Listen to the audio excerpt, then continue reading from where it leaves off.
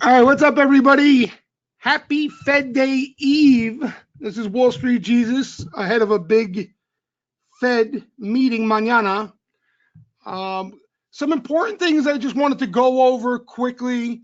Nothing really new. Some of it's new that came out this morning, but some key things we should keep in the back of our head throughout what's probably going to be an extremely noisy period, right? We got the Fed tomorrow, then you're going to have the G20 after that, and it never ends. I mean, it never ends. The noise, this is what we were just talking about before I hit the record button.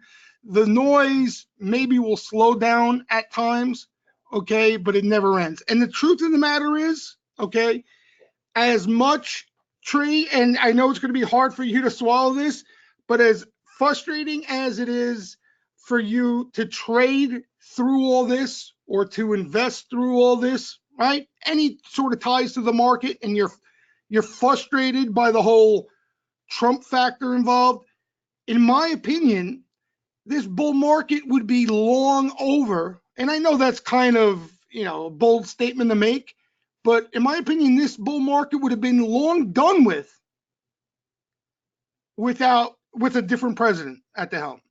And not because of policies, because the guy is a walking wall of worry. And if you've played the game long enough, you know that's the only thing that matters. The only thing that matters, right? Exactly. Stocks will continue to find a way to go higher, okay, when the crowd leans bearish, when the crowd is nervous, when the crowd is skittish, okay, no matter what. It all comes down to positioning in this game. So I think based on, the truth of the matter is, again, and you guys know, whoever knows me, when it comes to politics, I couldn't give, excuse my French, a rat's ass who gets elected, okay? I have no interest in politics. I'm not Republican. I'm not Democrat. I don't even care to think about any of that stuff. It means nothing to me. I'm being honest, okay?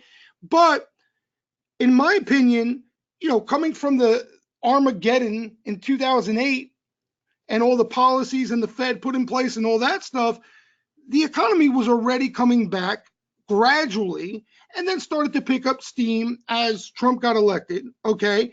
So without that wall of worry in place, I think things would have probably been overheated and done with by now. And who knows where we'd be? I mean, look around you right now, all right? If you didn't know what the indices were doing, does it feel like a bull market out there? The world is burning around us, right? Economies are shit. Europe is a debacle. So as much as we hate the fact that we got to deal with these tape bombs and everything else, all right, who knows what would we be trading right now through if we didn't have that constant wall of worry. And it's constant, boy. As soon as players get bullish and feel good about things, right? You had right after the tax cuts, if you remember, right? You had that Goldilocks scenario. Everybody was throwing that term around, Goldilocks. And what happened? Boom. That was it. We rolled over. We were done with. Okay. And just recently, you had that mini liquidity crash in December, right? Then you had a strong rally. It would have to take a strong enough rally to really get people feeling bullish again coming out of that. But it did. It got them there. And then as soon as, right, the economy started showing signs of maybe getting better and all that stuff, what happened? Boom, markets roll over again. All right. So as long as that continues, I think, this can continue, right? Until we reach a point where people they become accustomed to the market pulling back and everything's okay and things are good. And it's going to be that pullback where players aren't concerned and aren't worried. That usually turns into something bigger. All right. So, well, listen, we'll see how that all plays out. It's useless to even talk about that, but we were talking about Trump and everything else, all the nonsense. So I just wanted to touch on that quickly. More importantly, we're going into obviously a big event tomorrow with the Fed. And, you know, in my opinion, you got trade wars, all that stuff. I think it all comes down to the Fed. I really do. Okay. Until we start to see different price action, right, off reaction off the Fed and comments from the Fed, there's no reason to believe the Fed is not the most important thing out there. And the market's obviously looking for cuts, right? I mean, the market's looking for not only now that December hike, even more than that. And it's going to be interesting how the Fed plays this tomorrow. Nobody really has a clue. You got, Steve Leisman, who usually takes the other side of the fence. He's talking they might surprise people and cut 50 tomorrow out of nowhere. Okay. You got people talking how they're not going to cut. They're going to set the market up for a cutting cycle. All right. But no action tomorrow. Some people talking about, cut of a quarter, whatever the case may be. The reaction is going to tell everything, and not just the immediate reaction, because a lot of times you get those crazy gyrations for the rest of the day. Usually it's the next day or so with the truth comes out in how the market feels about all that. But what's interesting going in to the Fed this go around, okay, we had a members only. Let me load this guy. Reporting a loss. He's always got to interrupt me. We were talking about on the Sunday webinar that we had for members only, how there really wasn't much of an edge. Okay, we really didn't have too much evidence or any clues out there from what we concentrate on, flow and sentiment, to really tip us one way or the other. Okay, it was kind of, everything was neutral, right? The flow was bullish, but wasn't super aggressive, telling us that they were getting excited going into the Fed, right? There was nothing bearish really coming out of the flow. Sentiment was pretty much neutral. A lot of the short-term readings were a little hot and then cooled off following a couple-day breather, right? But you had more of the intermediate term and positioning stuff still looking favorable in a sense, all right? So we were kind of, up in the air. You really could see two things happening, right? You could see both. It wouldn't surprise us if we ripped off the Fed or, there was some selling. But I think what we were being told from, the signals we pay attention to, and if you remember, we spoke about this Sunday, that any weakness would create an opportunity. All right. And the reasoning for that, it would alleviate any short-term heat from the most recent squeeze, right, on the sentiment front. And, a lot of the intermediate and the positioning stuff is already there. So it would set up a really nice risk reward off a pull. All right. So that's still the case going in now. The unfortunate part, and I'm sure a lot of you are on the side, by talking to some of you already, most of you are on the same page I am. A couple of you actually made some money and benefited off it. That's great. You should be proud of yourselves, considering how fast the move was. I'm kind of frustrated, to be honest, because I had a plan set, and the market never cares about anybody's plan, but the plan was going nice up until this morning.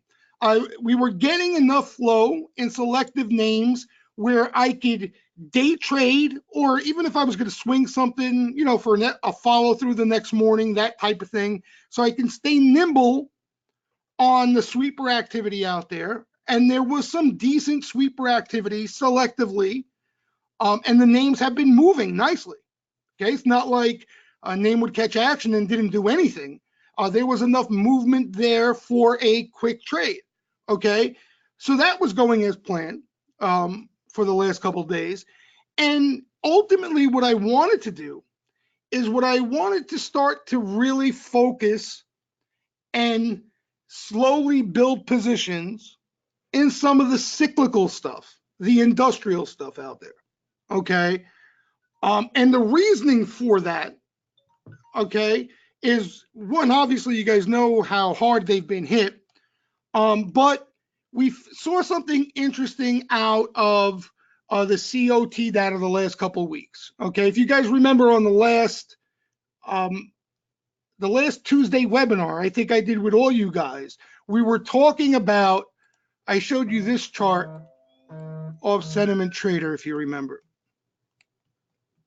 All right, so this is in simple English, because I know there's people get confused by this COT data for good reason. Okay, that's why I like sentiment trader, really breaks it down pretty clean so you understand it. But this is basically in simple English, the smart money in the futures market.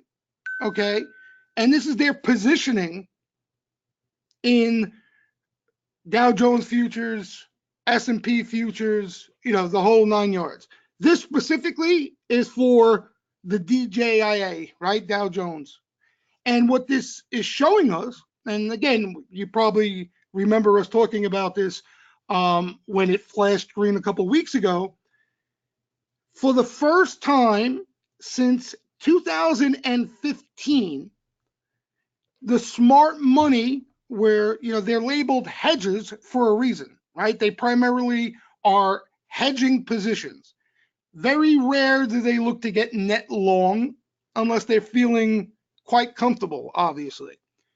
They were net long Dow Jones futures for the first time since 2015.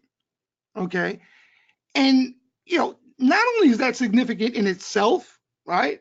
That's obviously a rare occurrence. And anytime these players are taking the initiative to get long something like that, you should take notice. But think about the environment right now, right? Who the hell in their right mind would want to get long this stuff?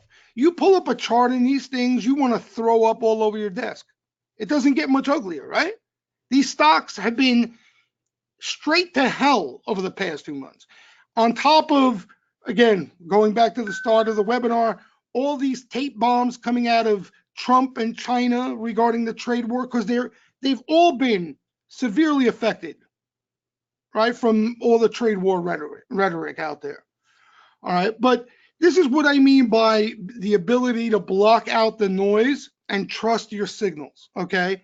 So when you see this, it is time now to start blocking out that noise, okay, and pay close attention and come up with a plan in how you want to look to take advantage of this. All right. And if you remember, this was the setup coming out of the December, the Christmas correction we had. And what was interesting about that correction, if you remember, they didn't get long NASDAQ until into January. So not even into the lows per se, which is unlike them to do. They actually chased a rally in NASDAQ and stepped on the gas and got net long. And you guys remember, NASDAQ took a leadership role, as it usually does, and just exploded. All right, so the same type setup here, but a pull in the industrials. And the other thing too that really got my attention, you're not talking about the biggest pull out there on the indices, on the averages, right? If you look, the last time they were net long, again, this might sound familiar because we were talking about this a couple of weeks ago when it triggered, right? That's that zero line. So you're talking about into this drop here, which was a decent drop. And then it came back down here and they got back in there again. Here they didn't even get to net long, pretty much neutral into this low here. Same thing here. Okay, so this drop is peanuts compared to some of these pulls. So that was pretty noteworthy in itself as well. All right, so I think this still is in play for us. All right, but what sucks, like I said, I know for me, I at least I wanted a position, as we were talking about. Remember, we were talking about hopefully Neil Diamond hits the DIA. I at least wanted DIA and start a position there, so at least I have something, because things happen so fast. And today, because of Draghi and the Trump tweet, there was just an explosion in these things. I don't know if you guys paid attention or trade some of the names today, like Caterpillar. Let me blow this up so you guys could see. All right, so these are the names that you would be focusing on off that signal. All right, so Caterpillar, had a strong day. Look at this move from the open. I actually got my hands on some Caterpillar today. That was one of the few. But look at this. Explosion. Okay. Another one that we actually tried dip buying off a sweep. You guys remember the MMM? Big day today as well. Look at destroyed. This thing is destroyed.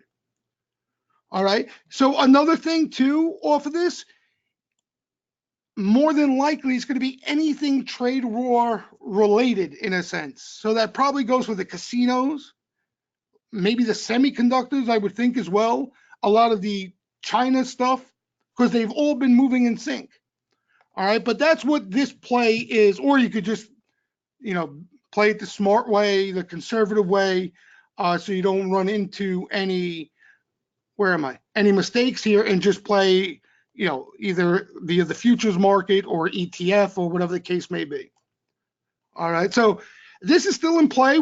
Here's the ideal scenario. Maybe we do get some profit taking off the Fed, and I would keep a really close eye on especially the flow into any of these things post-Fed. All right, like I said, that was my plan anyway before today even happened. Now it's just, the initial pop where we would have had some nice cushion on swings is gone. So now hopefully we get another pull there to take advantage, all right, or a breather or whatever the case. The other thing I wanted to show you on the sentiment positioning end, hold on, I just made a boo-boo here, hold on. Okay, the other thing I want to show you guys, and I think this added to the rip, if you ask me, off the open, all right, maybe I'm just too diehard sentiment, but I think it had something to do with it. Bank of America Merrill Lynch came out with their survey stuff that they do once a month, okay? And if you see how players are positioned right now, you would think the world is at nuclear war, okay? Look at it. This is and I'll post this to my regular Twitter as well. You guys probably on private Twitter saw me post this morning and in the room. Look, biggest jump in cash levels since August 2011, up 1 PBT, 5.6%, 10-year average of 4.6%. So basically, this chart's showing us that players have gone into a huge cash position.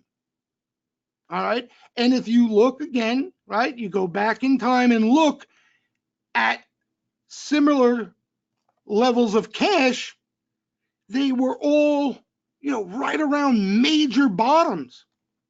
You're talking about major bottoms off of legitimate corrections.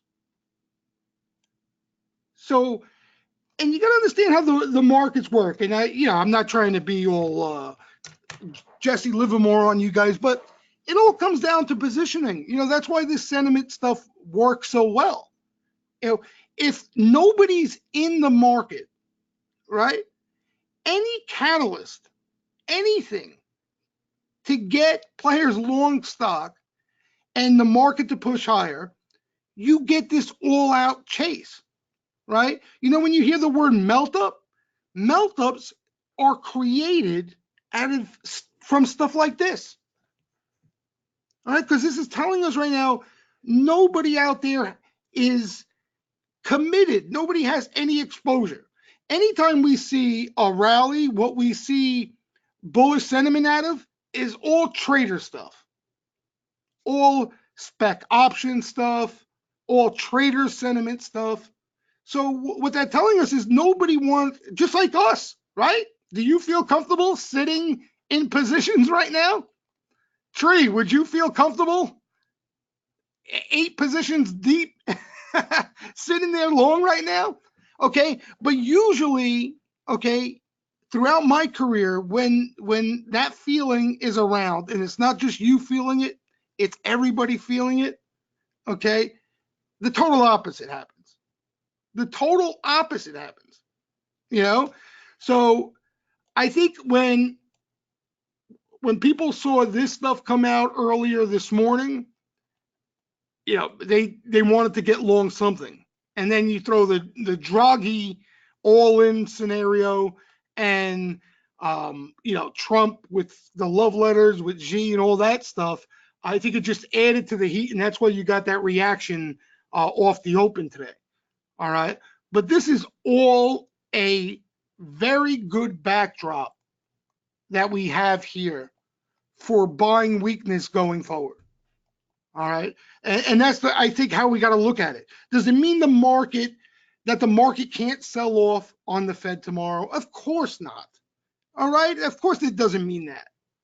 All right. But what it tells us is when that sell off or when that selling does happen, instead of looking to play the put side, like most of you do, right? Or instead of getting all negged out and running to cash and taking the summer off or whatever the case may be, these are the signals you want in the back of your head to remind you that there's an opportunity there now.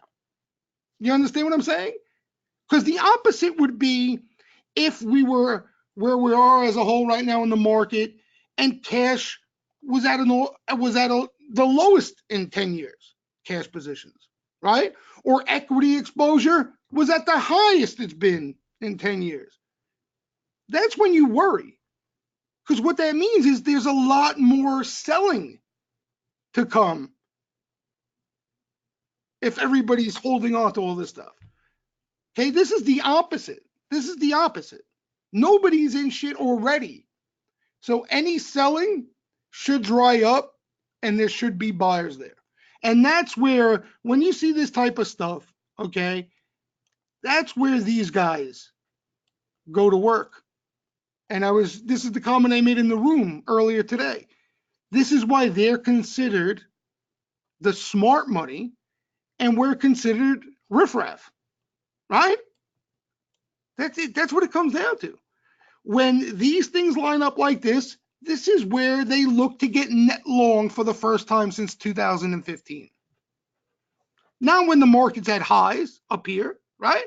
When the market's pushing higher, each and every day the market's pushing higher and everybody's bullish, what are they doing? They're slapping on more hedges.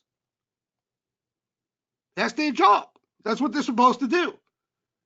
But when nobody is in the market and everybody's negged out and fund managers are suicidal, right? Mom and pop are pulling their money out of mutual funds. That's when they're going to get long on a rare occasion. All right. And there's one more thing I wanted to show you from Sentiment Trader. Again, if you're members, we already spoke about this, but it's always good to see these things over and over and over again as a reminder, because in the heat of the action, during the noise, right, you get distracted and sidetracked. And you know what's funny? We get distracted and sidetracked by noise coming out of the riffraff camp, not out of the smart money camp. All right, hold on. Let me pull this up because this is worth showing you guys again. Hold your horses. Oops. There's one more thing that usually lines up when you see all this here.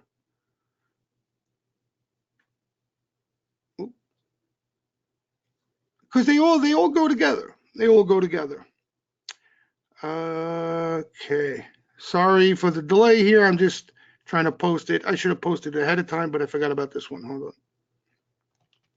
All right. So this now, right? This is the smart money, right? We consider them the smart money. We just spoke about that. And this would be the specs, the speculative money in the futures market. right here.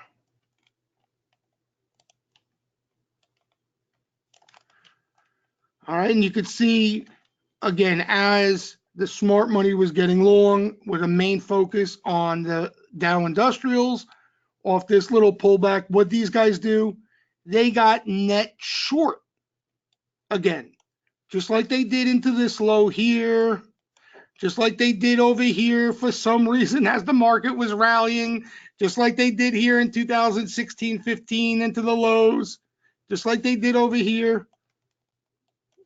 They think they're smarter than the market, they're smarter than the price action, and that's what's going on now, right? I mean, look, what is this? This is a big pullback? This is a big scary pullback, right? But by the looks of this, you would think it was. All right, so it goes to show you, and a lot of times you'll hear people say, oh, price action determines sentiment. That's not always the case. Right here's a perfect example of it. Okay, because the price action, what are we off from the highs? Peanuts. And these guys are net short, just like they were off a legitimate correction in December in 2015-16. So it's not always about the price action. All right, so this is actually the opposite of the smart money, and usually that's what you'll see. When you see these guys net short, you'll see the smart money net long or close to net long. All right, so that's usually a good sign. Anybody have any questions on this stuff here? Because I know, especially the COT data can get confusing. I agree, it can get confusing. You got to have an idea of what to look for because there's too much information in a lot of this stuff. But did I explain it okay? I know I get a little all over the place sometimes. Good, everybody's all right, perfect, thank you. All right, so that's what, again, I'm not trying to scapegoat the question as far as can there be a pullback off the Fed. I think that's a ridiculous question. There could be selling, but I just think the difference now is we want to look to be buyers aggressively into that weakness. All right, we want to lean bullish into that weakness.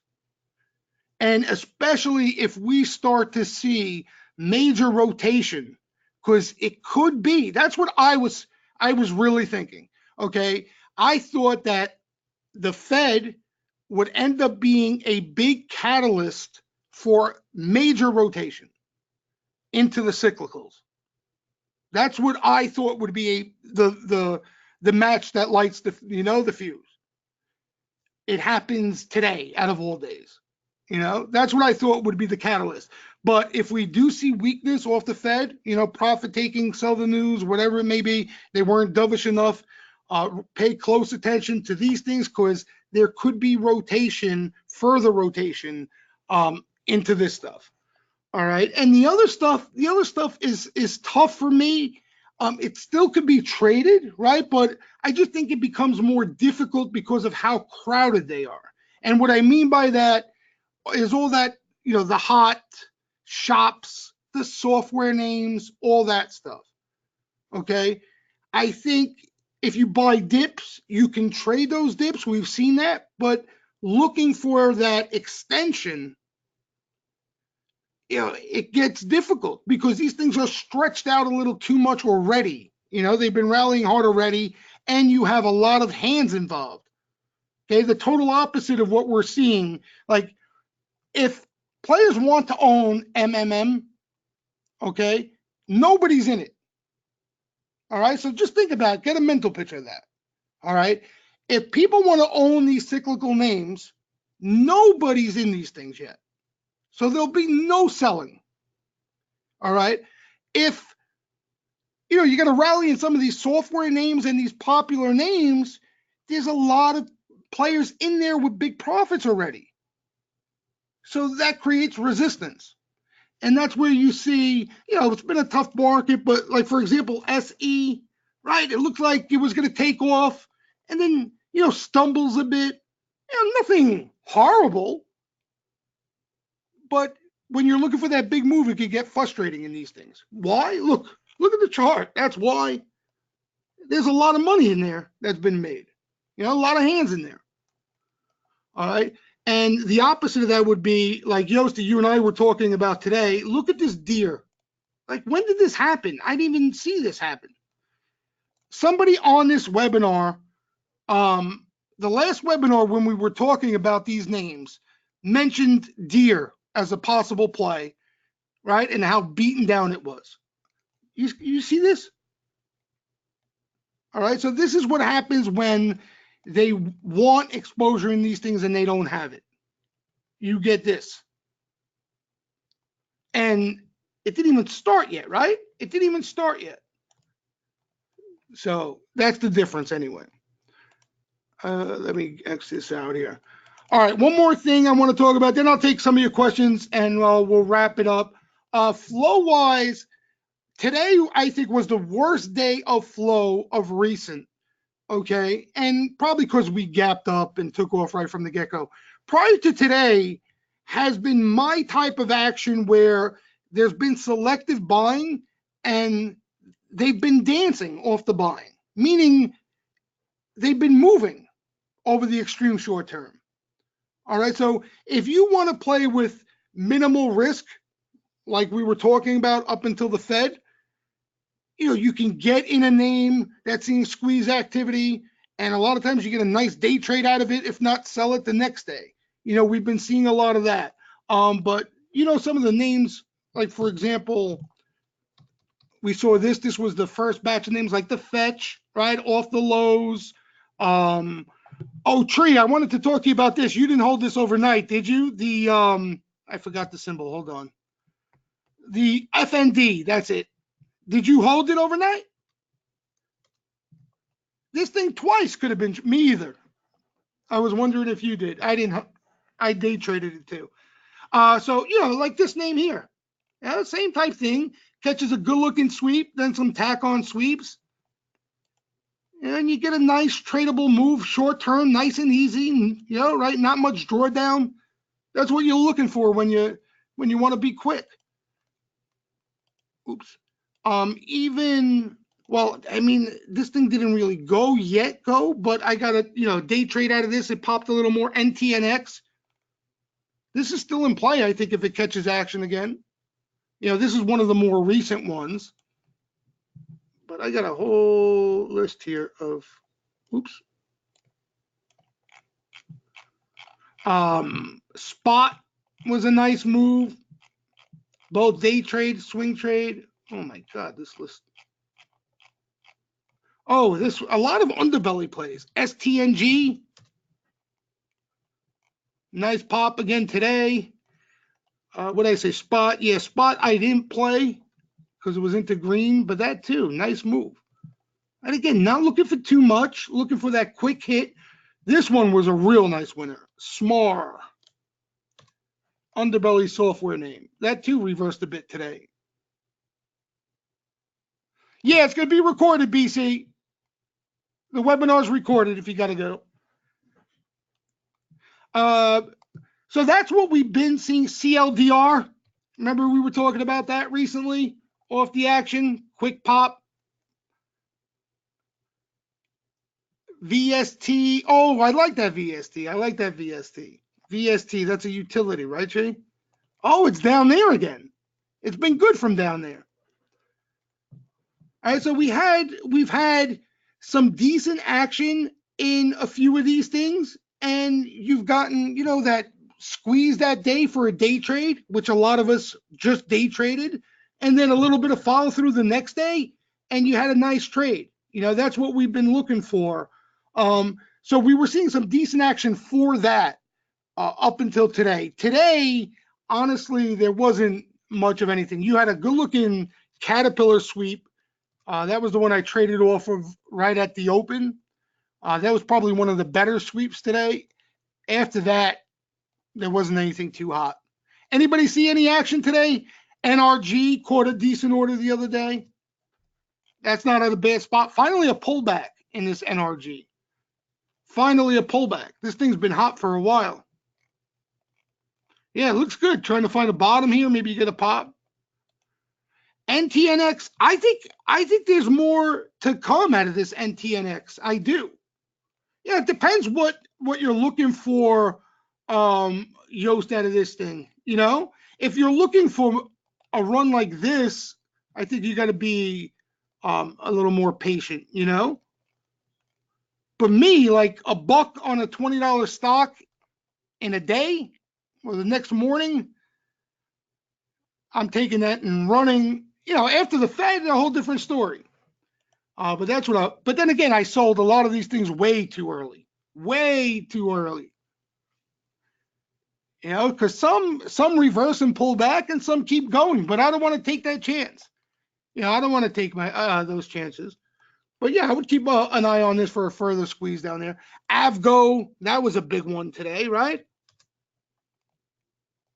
Yep. What were they, weeklies? You would have rather obviously have the Avgo. But Yoast, you're talking about apples and oranges there. You're talking about a $300 stock and a $20 number, So percentage-wise, they may even be the same thing, to tell you the truth, from low to high. But I get it. I get what the frustration, that's the problem with these things. Some don't squeeze enough. Anybody see any action today that piqued their interest?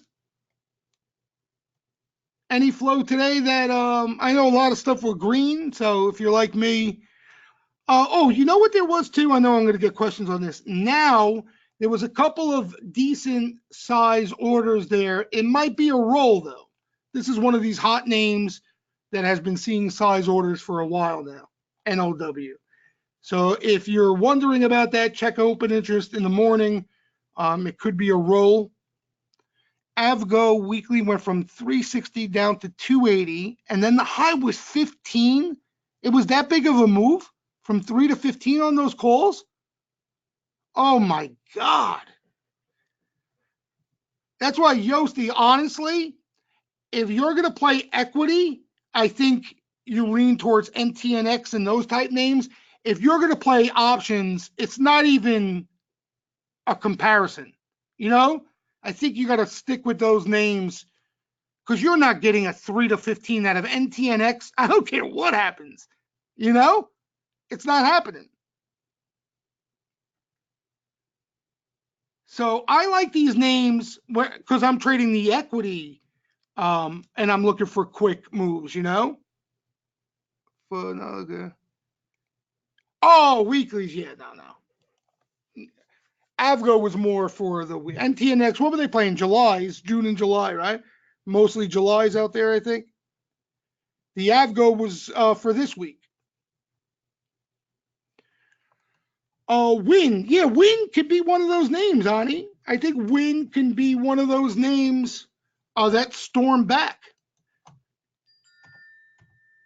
Again, like I mentioned earlier, it sucks that you have this day kind of in the middle. Ruins it unless you're in it already. Let me see something. But Win's, we were talking about Win in the room today. There were some decent lines in Win you could have traded off of, but yeah, now hopefully we get a little breather. Again, hopefully we get a little breather. The more I talk about it, the more frustrated I get. You get in a normal market, okay, what used to happen, you get this now. What? You see? Like a little flaggy thingy here, right? That's what used to happen. It never used to go bing, bing, bing, bing, up and bing, bing, bing, down. That's what happens now in this maniac of a market. Back in my heyday, okay, that's why, we trained ourselves so viciously not to chase, because you would wait for a breather, and that would tell you so much about a stock, right? The volume will lighten up into the breather, a healthy consolidation. Then you would see sweepers come into it.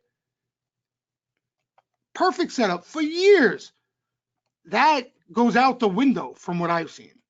Now this is what you get, right? You get, let's pull up there because I can't. Look at this. Down and right back up like this never happened again. Right, the V's. So annoying, no, Ani? So now here's the thing, right? And this is what I got to keep telling myself. If we're going to get more of these V's, and there's been evidence out there more than enough that we're going to see a lot more V's than we've ever seen, you rather be early than late. You understand? You rather roll the dice and either get in here or you get lucky and get in here. You know what I mean? And either way, you're still better off because you're going to miss it when it goes. So you rather be early, and just in case you're a little early, you'll still be okay on these V bottoms. Another point somebody brought up today, which is a great point, the best way to do it, we were talking about this, it's not easy, easier said than done, piece in, right? So let's say you have an interest in a deer, right? You see some action, you like the setup, you buy a little here, comes in, you add a little more there, right? Finds a bottom, you add there, and now you got a position. Because when you're playing these things on the position end, you're looking for more than just a trade. You know what I mean? You're looking for a big move. So you're better off piecing in and being a little early, in my opinion. But it's tough. These V's make it tough. I don't like V's. Yeah, trade, it's not easy. Trust me. Don't take it personal. I'm doing this for a long time. It's like I said, my favorite thing is when you get that gradual trend back higher. You know, when a stock broke down, right? When a stock broke down like this, it used to be it broke down for a reason, okay?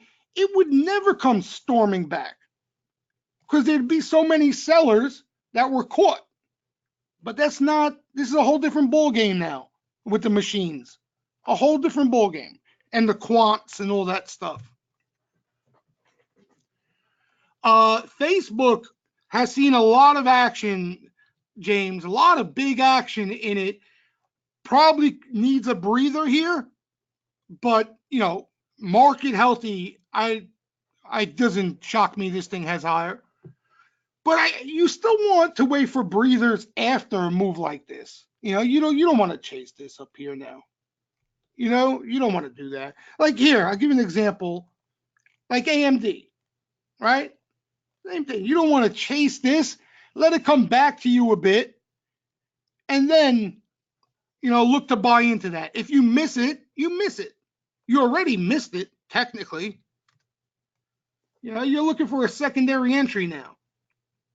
But because you know what happens here, James, like now, pretty much this pull was completely wiped out. It's back to where it started again, right back to the highs.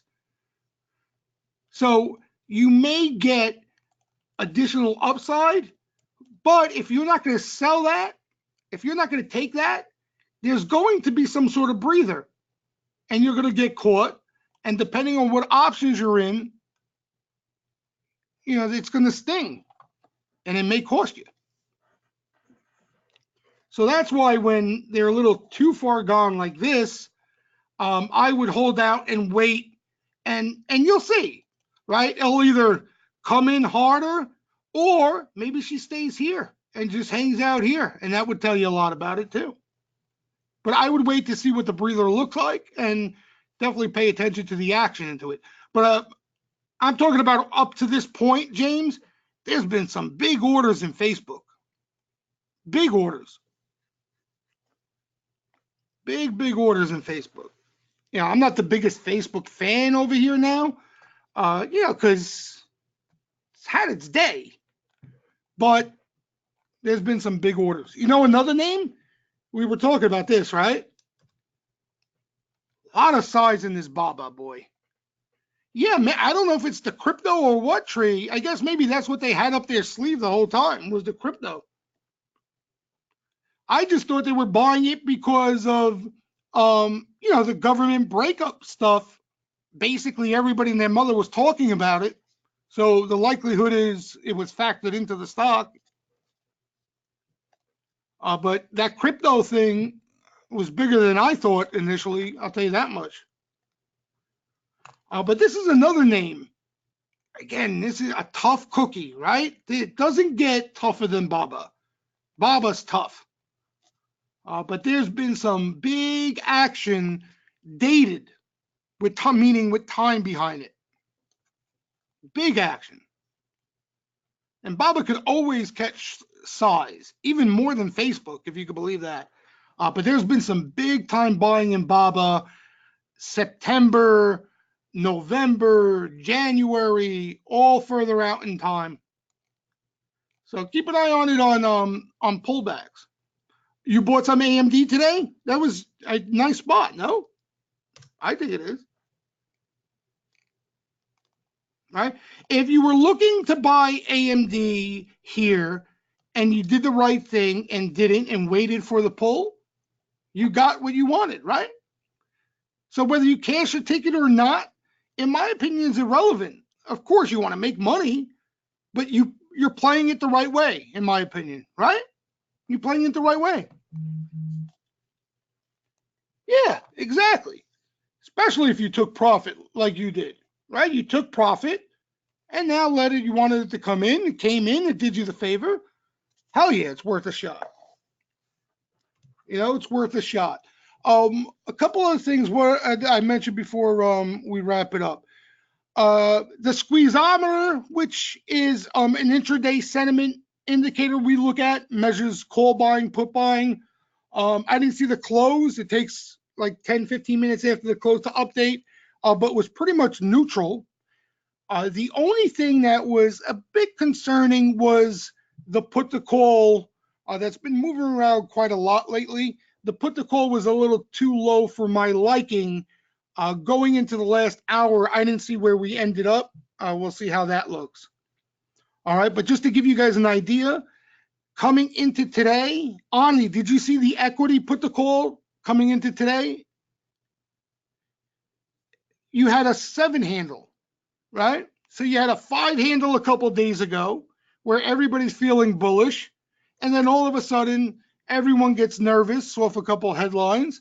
And, you know, lo and behold, there's a squeeze. So, you know, we'll see where that ends up. But I think we're going into, yeah, exactly. We're going into the Fed tomorrow, I think, short-term sentiment neutral. And like I just showed you guys at the beginning of the webinar, a favorable backdrop. All right, so that means we want to look to be buyers under neutral on the short-term stuff. All right, make sense? So when our short-term indicators get under neutral, that's where we want to look to do some shopping. And when they get above neutral and get too hot, you know, we just chill out a little bit and let things cool off. But other than that, everything's good. Anybody have any last questions to add before we wrap it up? I'll leave you to your dinner. We got a big day tomorrow. About Pepsi. Let me see Pepsi. I think Pepsi and Coke has been seeing some action. The only thing, Nate, I will say about Pepsi, yeah, there has been some call selling. And the reason may be if there's a rotation out of the defensive names into risk on type names, you may see these things come in a bit. You know what I mean? Ultimately, that could be just a healthy pullback, but they've run a decent amount and you may see them come in, you know, similar to like the utilities may come in. I mean, look how hot they've been. You know, XLP, maybe that'll come in if they really step on the gas, risk on. PG, let's see. Yeah, see, because risk on, they take some money out of there. But yeah, look at this move, Gordon. You know what I mean? So that's where you got to kind of know your time frame, right? You don't want to panic and sell it if it's a long-term position. Right? They've been healthy pullbacks, all these pullbacks. Yes, the REITs came in today. I saw that. All the stuff that's been hot cooled off a little bit today. IYR, that ended up green. I think that reversed to red. Which one is that REIT? IIPR. Let's see what this looks like. Oh my God. Oh my God. Huya, no. I had some calls in Huya that went to zero on me. I didn't have any stock, but I see it looks healthy, huh? Looks healthy. Yeah, I think it was more the market than anything else why the Huya didn't really go anywhere when we had it. And now these things are starting to bid up again. The long lost Huya, look at it. And by the way, these things too, right? We saw action. FXI saw some action today, had a big day. EEM got played today. ASHR, right? EFA, all the trade war related stuff, which again goes hand in hand with the cyclical stuff. Beyond how that end up, I didn't even see it at the end of the day. Was it down or ended up down? Jesus Christ. What do you guys think of, like, some of these things look good, no? And have looked good. The Uber and stuff, Uber. You want to buy dips, though. You want to buy dips. Uber, that LK had a nice little move. I think that was down a little bit today. These IPOs are nice with dips. Chewy, that was I got to put that one on my screen. I don't think that didn't trade options yet. What was the other one? The big IPO started traded options today. Yeah, there's too many names. Oh, crowd. No, ZM I like. ZM I missed. That was a big regret on my part. Yeah, this crowd got hot today. Look at that. Started trading options too. I was hoping maybe it'd hang out here and we'd catch a sweep in it. You know? But first day of options, pew.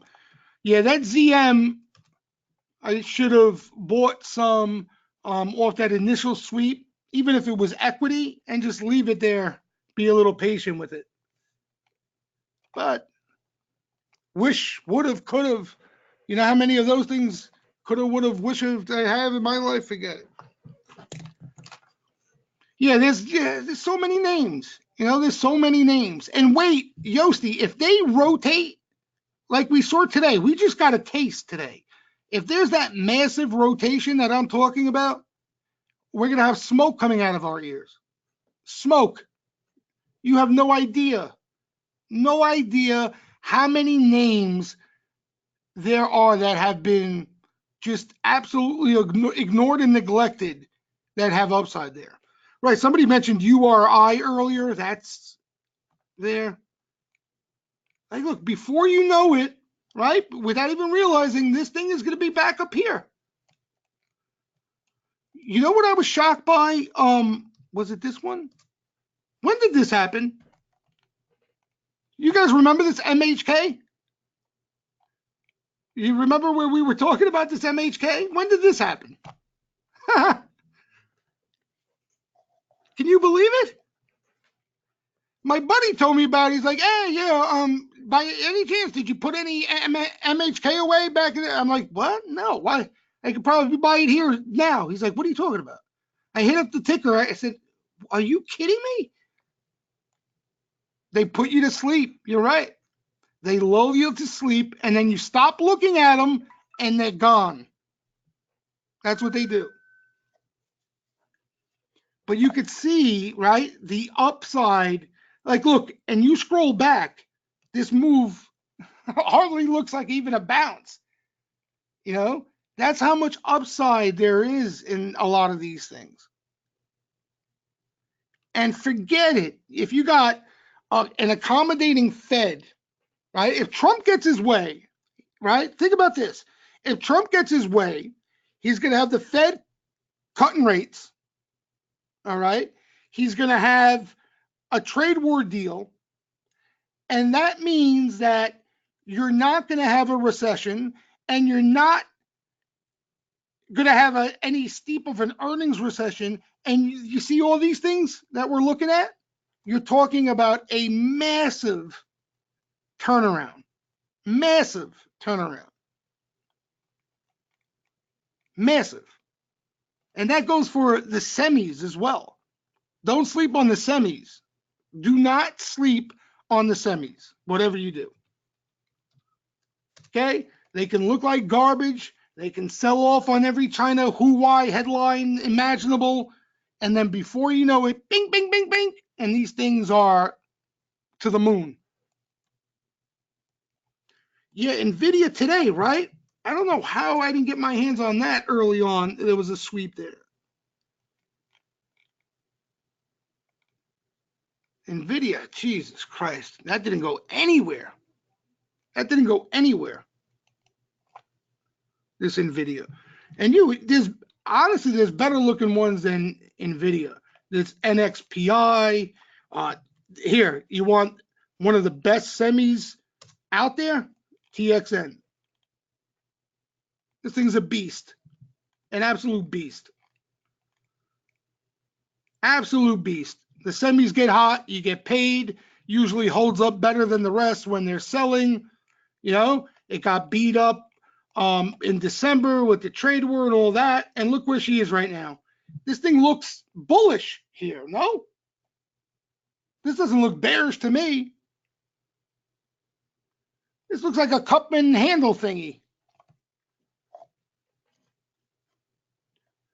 So you got TXN, LRCX, Beast, NXPI. Yeah, TSM is slower mover.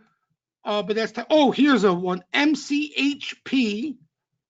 That's one they like to buy too. MCHP. And the other one that caught a lot of action, remember? SWKS. All of them. But again, when we're looking at them now, okay, and they see some flow here and there, they're tough to own. You're not looking to buy these things for that quick trade. You got all the other stuff that we've been looking at the last couple of days for that. This is the stuff when you see, big action in, you want to slowly start nibbling it and build positions a couple months out. And then you're looking for this. Well, you could look for that. You're not going to sit through it all, but you know what I mean. You're not looking for the quick trade out of these. These type of things and the cyclicals we're talking about, you're looking to go 3-6 months out minimum and build some nice positions in, and don't look at them every day and get caught up in the price action. That's the whole key to these things. Otherwise, you can't do it. Like Ani said, they put you to sleep, okay? Then you sell them, you give up on them, and then you look 2 months later and you're like, what the hell happened? That's what they do. You're going away to that's a good excuse. So maybe you got time. Maybe when you get back, they'll no, but you even got to go further out, honestly, Tree, than July, in my opinion, with some of these things. Otherwise, just keep trading the way you're trading now. These are things you want. Like I said, you don't want to get stressed out by the price action every day. Yeah, you're better off doing it that way. Yeah, at least September, at least the fall. At least the fall. And if it happens quicker, even better. If it happens quicker. But let's see. We'll see what goes on here, right? I told you what happened to my plan today. They spilled their drink all over it. So these plans are great until you get punched in the face by the market, and then you don't know what the hell's going on anymore. So we'll see what happens. We'll see how they play off this Fed tomorrow. But any weakness, especially for trades, we got to use this sentiment to our advantage here. Yeah, and like I said, I'm going to look the cyclical names, especially if we see flow into weakness. I'm going to start piecing into some of those and tucking them away. So this way I have some exposure there. I'm not staring at them all day long. they're not good to trade anyway. They're so annoying. They're so frustrating. The other stuff, you got trades all over the place. SPY options tomorrow, I think you wait and hope for selling off the Fed. If we rip off the Fed, I don't know, you got a tough predicament there. You know, you could probably just ride the momentum for the rest of the day if it's that big of a rip. But we'll see. Tomorrow you might have movement before the Fed in the morning. You know, so I would keep an eye on that off the open. If they get aggressive in short dated calls, maybe you get, you know, a rip off the morning. But as we get closer to the Fed, James, you'll probably start to die out until we get the verdict. And boy, what a verdict it is tomorrow. Big one tomorrow. All right, guys, get some rest. Rest up. Exciting day tomorrow. We'll see how they lay them out. Thanks for stopping by, everybody. Be good.